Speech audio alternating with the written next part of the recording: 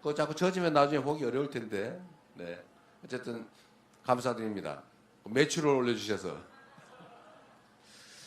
이 광양이 이 제철 산업이 매우 중요한데 요즘 중국 때문에 어렵죠? 뭐 중국의 잘못은 아니고 어쨌든 우리가 경쟁 관계에서 이제 중국의 추격을 따돌리기가 좀 어려워졌습니다. 똑같은 방식으로는 어렵고 새로운 방식으로 우리가 앞서가야죠. 수소환원 제철을 하든지 뭔가 새로운 다른 사람이 따라오기 어려운 새로운 방식으로 새롭게 시작해야 됩니다. 정부가 산업 전환도 지원하고 또 관련 산업도 개편해서 우리가 광양이 결코 뒤처지지 않도록 정책적으로 확실하게 책임을 지겠습니다. 그리고 제가 이 얘기도 말씀드렸는데 대한민국은 수도권 집중으로 문제가 심각해요. 지방이 균형 발전해야죠. 그런데 이제 길이 열렸습니다, 여러분. 앞으로 대한민국은 전 세계는 큰 변화를 겪게 되는데 대한민국이 겪게 될 변화의 첫 번째는 인공지능화죠. 피할 수 없습니다. 이제 보통 사람이 하는 계산 업무는 전자계산기가 대체한 지가 오래고 합리적 추론은 컴퓨터가 대체한 지가 한참 되고 이제 패턴에 의한 행동조차도 인공지능이 다 대체하게 됩니다. 우리는 이 소위 노련한 정말 기능 인력이 중요하잖아요. 한참 동안 배워야 돼요. 그런데 컴퓨터가 사람이 하는 행동을 똑같이 분석을 합니다. 그럼 나중에는 사람들이 능숙한 노동자 역할을 또 대체해요. 걱정되기도 하죠. 그러나 그건 또 걱정할 일이 아니라 또 그에 상응하는 대책을 세우면 됩니다. 그래서 여기는 제조업도 인공지능을 도입해서 생산성을 올려야죠. 그리고 또 관리하는 인력도 필요해요. 그리고 관련된 산업들도 또 필요합니다. 정부가 그 준비를 해야죠. 그리고 또 하나 중요한 변화는 이제는 재생에너지 사회로 전환된다는 것입니다. 재생에너지. 우리나라는 전부 화석연료 다 수입하죠. 에너지 수입 의존도가 무려 98%라고 합니다. 다 수입해요. 그런데 이제는 화석연료로 생산한 제품은 팔 수가 없는 세상이 옵니다. 잘 된 거죠. 무슨 말이냐? 이제는 재생에너지, 이 무한한 자연에너지를 이제 에너지로 빨리 바꿔야 돼요. 제일 큰 자연에너지가 뭡니까? 태양. 이 무한하잖아요. 바람 좋죠. 그런데 우리나라는 서남 해안 지역이 재생에너지의 보고입니다. 태양도, 해안도 아주 복잡해서 그 해안가에 있는 거의 방치되다시피 한 그 넓은 땅들에 태양광 발전할 수 있죠. 여기 좀 멀긴 한데 우리 신안군은 좀 일찍 시작해서 주민들한테 태양광 발전 산업의 30% 지분을 인정해 줬어요.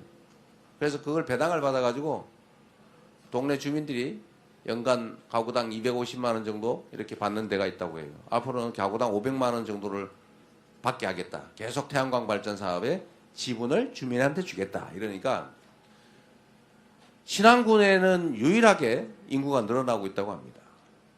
훌륭하지 않아요? 박수 한번 쳐주세요. 그 신안 군수가 제가 개인적으로 좀 아는 바구리안 군수인데 안타깝게 뭐 사소한 걸로 꼬투리를 잡혀가지고 군수 자격을 잃었더라고요. 하여튼 신안군의 극히 일부를 태양광 발전 산업을 했고 그중에 30% 지분을 주민한테 그냥 지분으로 준 거죠. 그렇다고 주민들이 뭐 30%를 돈을 내고 투자를 하느냐? 그것도 아니죠.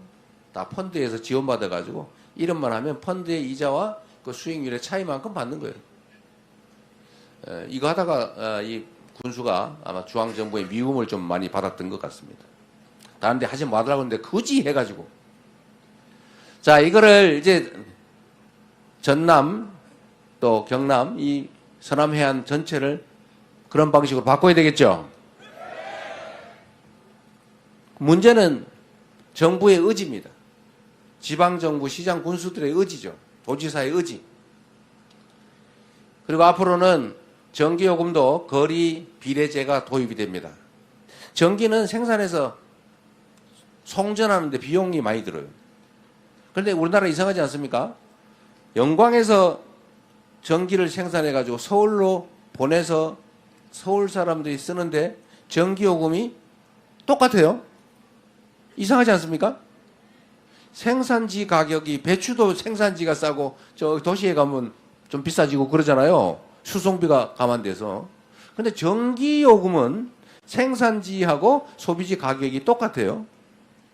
좀 이상하지 않습니까? 별로 안 이상한가 보네요. 말이 안 되죠, 사실은. 매우 불평등한 겁니다. 그 생산한 곳에서는 비용이 싼 대신에 생산했다는 피해가 있잖아요. 그 원전 근처 불안하잖아요. 화력발전소 근처 불안하죠.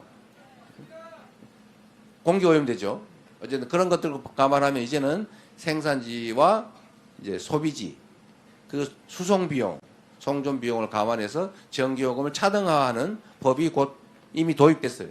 앞으로는 이게 이제 조금 시행돼 가야죠. 그러면은 어떤 일이 벌어지냐?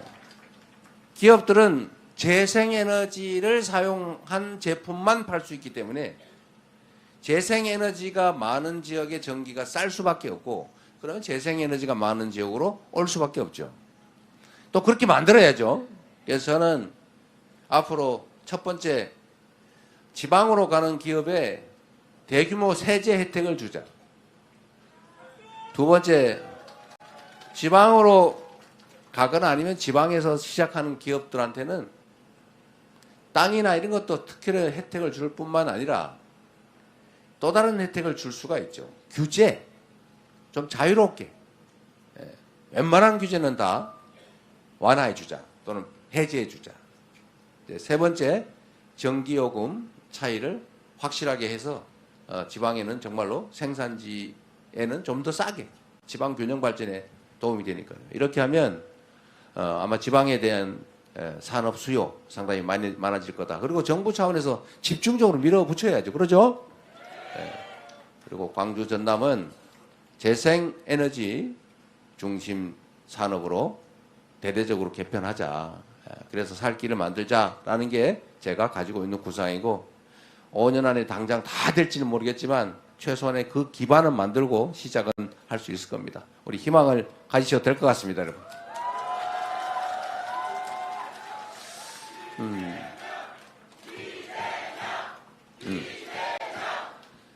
그리고 여러분, 비가 안 오니까 얘기 좀 해도 되죠, 이제?